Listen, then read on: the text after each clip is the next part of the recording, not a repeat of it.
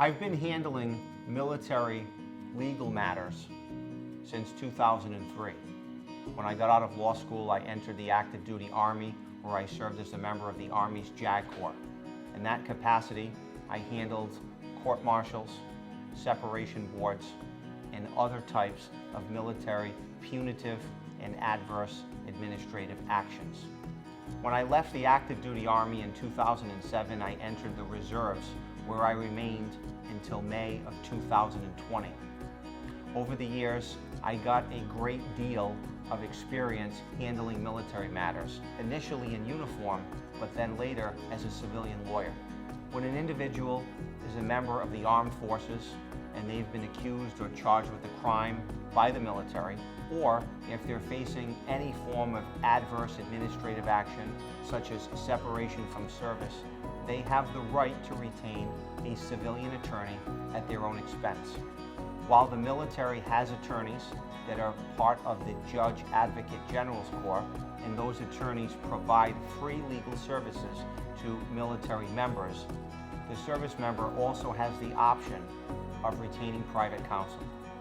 Since I entered private practice, I have always made myself available to military service members of all branches of the armed forces.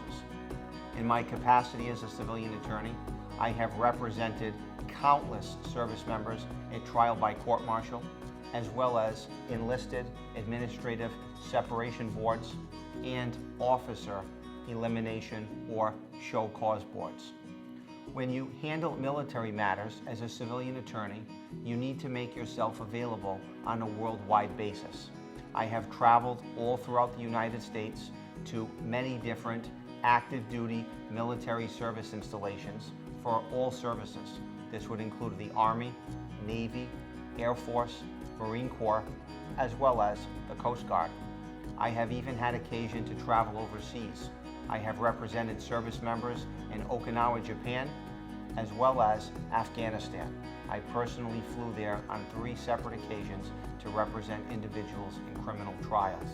The military justice system operates 365 days a year on a worldwide basis.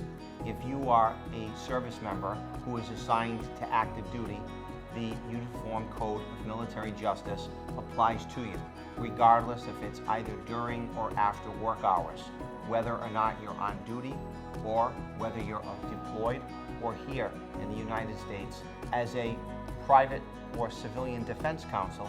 In order to service those members who are accused of violating the Uniform Code of Military Justice, I must be prepared to answer the call at any time and to travel to any location. I have that experience. I am committed to providing that level of service.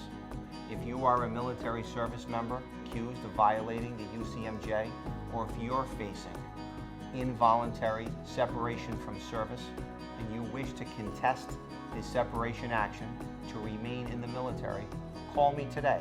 I will work with you, I will interview you, I will listen to your story, and together we will formulate a solution to your military legal problem.